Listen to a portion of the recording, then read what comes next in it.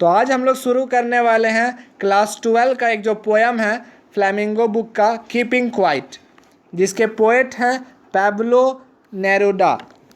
तो आइए शुरू करते हैं। Now we will count to 12 and we will all keep still.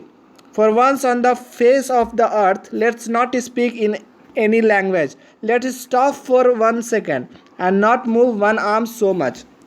Writer कहते हैं कि आज जो हम अब 12 तक गिनने के लिए जा रहे हैं और सबको एकदम शांत हो जाओ, बिल्कुल शांत। और फिर बोलते हैं कि आज जो है ये काम जो है अर्थ में फर्स्ट टाइम होने जा रहा है।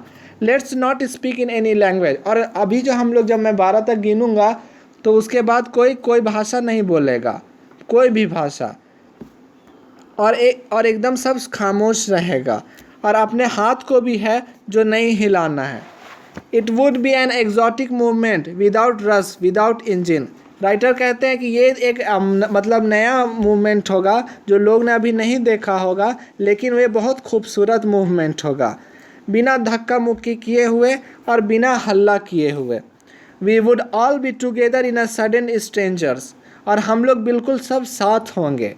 In a sudden stranger मतलब एक अजब सा वक्त होगा जब हम लोग किसी को नहीं देखे होंगे और वो हम लोग अच्छे से रहेंगे गैर के साथ भी, जिसको हम लोग नहीं जानते हैं। Fisherman in the cold sea would not harm well।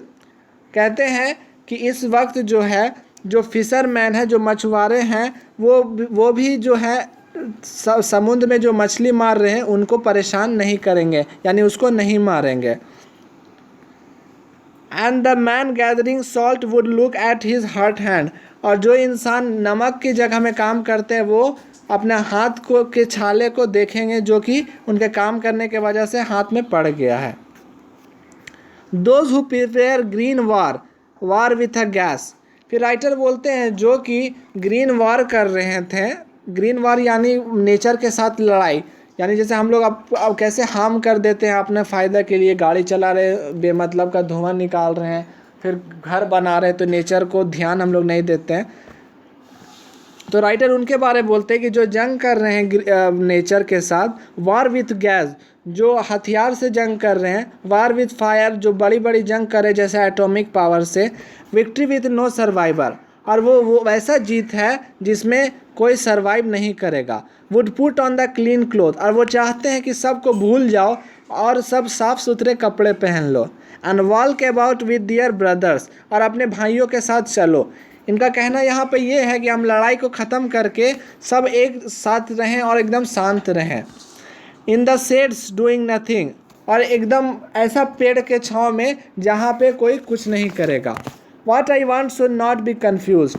फिर राइटर बोलते हैं जो मैं कहना चाहता हूँ इससे कोई कंफ्यूज ना हो। विथ अ टोटली इनएक्टिविटी मतलब पूरी तरीके से इनएक्टिविटी का मतलब लोग डेथ समझते हैं। राइटर का यहाँ कतई मतलब नहीं है, सॉरी पोइट का यहाँ कतई ऐसा मतलब नहीं है।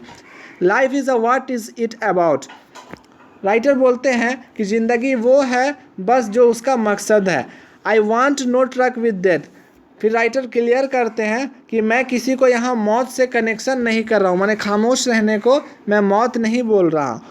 If we were not a single minded about keeping our lifes moving for a once would not do anything perhaps a huge silence. वो बोलते हैं कि जो हम अपने सेल्फिश कामों में जुड़े हुए हैं वो ना करके बस सब एक दूसरे खामोश रहें और वहाँ और पूरे उस वक्त कहाँ होगा, पूरे जहान में एकदम शांति शांति होगा। Might interrupt this sadness and never understand ourselves unthreading ourselves with the death। और खामोशी का मतलब ये नहीं है कि मैं किसी को डरा रहा हूँ या कुछ मौत से है। इस वक्त हम लोग को चुप होना चाहिए और अपने आप को समझना चाहिए कि हम लोग का जन्म क्यों हुआ है। Perhaps the earth can teach us when everything seems dead and later prove to be alive। Writer कहते हैं कि जो धरती है वो किसी भी चीज़ मौत जिसको लोग मुर्दा समझते हैं उसको भी एक बार जीवित साबित कर देती है। इनका ये एग्जाम्पल दे रहे हैं जैसे कि हम एक सीड को देखते हैं तो सीड में जब कुछ पेड़ नहीं लगा हुआ रहता है तो कैसा हम लोग को महसूस होता है कि जब वो दाना देखते हैं तो कि ये मरा हुआ है, लेकिन जब उसको दफना देते हैं तो फिर क्या होता है कि कुछ दिनों बाद वो फूल उसमें आने लगता है।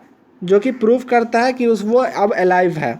Now I will count up to the 12 and you keep quiet and I will go. Writer कहते हैं अब मैं चुप रहूँगा, अब गिनती मैं शुरू करूँगा, तुम सब खामोश रहोगे और मैं अब जा रहा हूँ दूसरे को ये बात बताने। यहीं से हम लोग का चैप्टर ख़त्म होता है।